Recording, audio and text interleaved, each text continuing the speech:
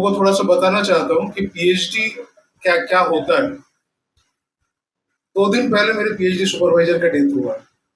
ठीक है, जस्ट 2 दिन पहले मेरे पीएचडी सुपरवाइजर का डेथ हुआ है। बहुत लोग नहीं जानते होंगे नया जो पीएचडी रेगुलेशन एक्ट क्या है और अभी जो सिलेबस में क्या चेंजेस हैं। तो एग्जामिनेशन कंट्रोल का पूरा वीडियो देखिए, आपको बारीकी से बिना स्किप किए हुए जो पीएचडी धारक हैं सभी लोग देखिए, आपको पता चल जाएगा। क्योंकि कंट्रोलर साहब ने सारांश के साथ सब कुछ बता दिया है।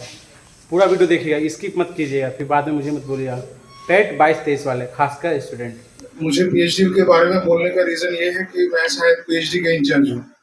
तो मैं तुम लोगों को थोड़ा सा बताना चाहता हूँ कि पीएचडी क्या क्या होता है। 2 दिन पहले मेरे पीएचडी सुपरवाइजर का डेथ हुआ। ठीक है, जस्ट 2 दिन पहले मेरे पीएचडी सुपरवाइजर का डेथ हुआ है। तो मैं अपनी जर्नी से शुरू करता हूँ। जिस दिन मैं पहली बार पीएचडी लैब ज्वाइन किया था, मेरे पीएचडी गाइड ने बोला था कि पीएचडी डिग्री दिया नहीं जाता है, you have to earn. PhD degree बाकी एमएससी बीएससी डिग्री जैसा नहीं है कि तुमको दिया जाएगा। You have to earn your PhD degree. तुमको काम करना पड़ता है, और अगर सही में कोई पीएचडी का काम करे तो जब तक तुम्हारा डिग्री कंप्लीट होगा तुम एक एक ईटा पत्थर से वाकिफ हो जाओगे डिपार्टमेंट कि तुमको उतना ही इम्पोर्टेंस देना होता है, उतना ही तुमको डेडिकेशन देना होता है इस डिग्री के। तो पीएचडी में बस पढ़ाई लिखाई ये सब नहीं है। तुम पढ़ोगे लिखोगे काम करोगे वो तो सेकेंडरी है, वो जरूरी है पीएचडी डिग्री के लिए। लेकिन डिग्री कंप्लीट होते होते तुम्हारे अंदर एक परफेक्शन आनी चाहिए। तुम्हारे अंदर किसी भी काम को अगर दिया जाए, उस काम को एंड तक पहुंचाने का जो जिल होता है वो तुम्हारे अंदर इनकलकेट हो जाना चाहिए। काम शुरू तो बहुत लोग कर देते हैं, कोई भी काम। पीएचडी में घुस गए, कुछ काम शुरू कर दिए, उस काम को एंड तक ले जाना, वो जो ट्रेनिंग होता है वो पीएचडी होता है। पीएचडी ओनली एकेडमिक नहीं होता है। इसमें तुमको हर तरीके का चीज सीखना पड़ता है कि given a problem how do you tackle. Smartness कपड़े पहनने से नहीं आता है। स्मार्टनेस आता है तुमको एक प्रॉब्लम दिया गया, तुमको मान लो एक डिपार्टमेंट का ही 2 दिन बाद एक सेमिनार होगा, स्टूडेंट को बोला गया कि तुम लोग अरेंज करो, given a problem how do you tackle. वो तुम्हारे पीएचडी के थीसिस का पार्ट नहीं हो सकता, but that is a journey of your PhD के लिए। बस पीएचडी थीसिस तुम्हारे पीएचडी के लिए नहीं है जरूरी। ठीक है, और पीएचडी में सबको लगता है, मैंने यहाँ तो मेरे बहुत सारे स्टूडेंट्स हैं जो लोग यहीं से एमएससी किया है, तो उन लोगों का मेंटेलिटी जानता हूँ क्योंकि इंटरव्यू से पहले भी वो लोग परिचित थे, मिले थे। आई नो कि सर एमएससी में हो गया था, यहाँ नहीं हो जाएगा, तो इसीलिए एडमिशन ले लिया। यहाँ नहीं हो जाएगा उस तरीके से। यहाँ पे तुम्हारा एक गाइड होगा जो तुम्हारा मेंटर होगा।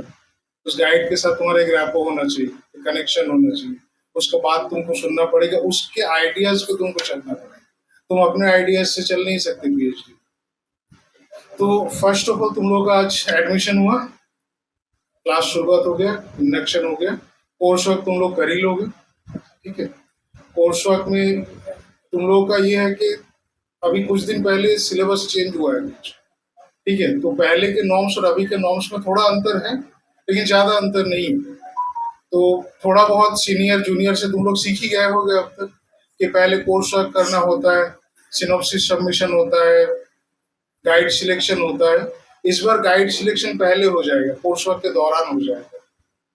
ठीक है, ये सब चीजें ध्यान रखना है। बाकी पीएचडी में टेक्स्ट बुक से ज्यादा तुम लोग को जर्नल्स पढ़ना जरूरी है। जर्नल्स पढ़ना, जर्नल्स लिखना। ठीक है, तुम लोग का कोर्स जो है उसमें 2 एडिशनल पेपर्स इस बार ऐड हुआ है। एक है रिसर्च एथिक्स और दूसरा रिसर्च मेथोडोलॉजी।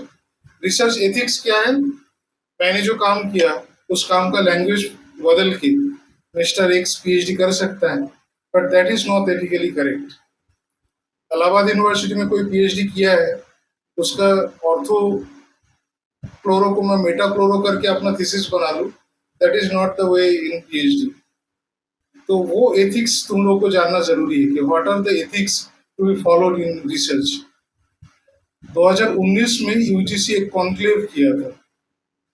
अगर गूगल में सर्च मारोगे, मोबाइल का सही इस्तेमाल करोगे चैट के बिना, तो अगर सर्च करोगे गूगल में, चैट जीपीटी में सर्च मारो conclave about research ethics in 2019 bye UGC, वहाँ पे एक कॉन्क्लेव हुआ था। उसका बाकायदा एक सोवेनियर वो लोग निकाले थे कि रिसर्च एथिक्स में कितने पैरामीटर्स होंगे।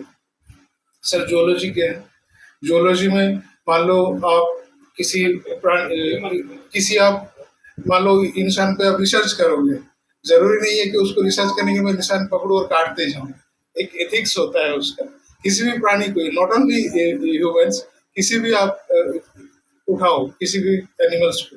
अब मैं रैट्स पे रिसर्च कर रहा हूँ तो ये नहीं है कि मैं डेली 10 रैट मार रहा हूँ, वो एथिक्स में नहीं आएगा।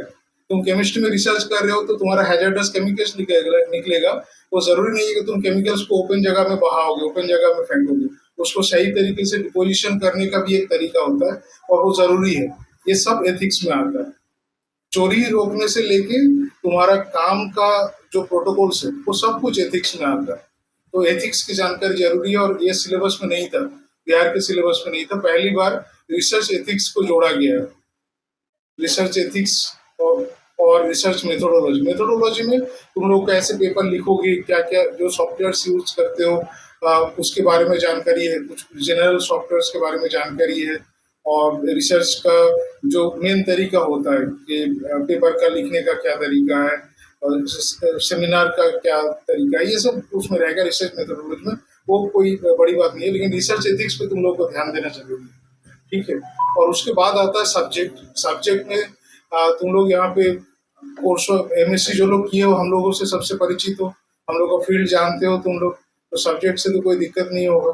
नेक्स्ट एक चीज आता है कि हम भी जब पीएचडी किए हैं, हम लोगों को एमएससी का क्लास लेना होता था, बीटेक का क्लास लेना होता था। टीचर लोग बीटेक का प्रैक्टिकल लेके गए, उस प्रैक्टिकल का जो लैब नोटबुक होता था वो हम लोगों को चेक करना पड़ता था। टीचर एक क्लास लेके गए, उसका डाउट क्लियरेंस क्लास हम लोगों को लेना पड़ता था, तो वो टीचिंग असिस्टेंटशिप कहलाता है। इस बार पेपर 4 में तुम लोग को टीचिंग असिस्टेंटशिप भी इंक्लूड किया गया है, जो वीकली 4 से 6 घंटे का होगा। इतने सारे स्टूडेंट्स के लिए तो पॉसिबल नहीं होगा डेफिनेटली 4 से 6 घंटा, लेकिन जो सिलेबस हम लोग शेयर किए हैं उसमें तुम लोग देखोगे एक पीरियड है सेमिनार टीचिंग पेडागोगी का, वो टीचिंग असिस्टेंटशिप के लिए है तुम लोग के लिए, तो वो भी तुम लोग का इस बार एकेडमिक्स का पार्ट है, इस बार रिसर्च का पार्ट। मेन चीज ये है कि बाकी सब चीज तुम लोग जानते हो कि क्या करना होता है, पेपर पब्लिश करना होता है, लेकिन तरीका क्या है, कैसे करना है, वो तुम लोग को इस कोर्स में सीखना है, ठीक है। ज्यादा टाइम मैं और नहीं लूंगा।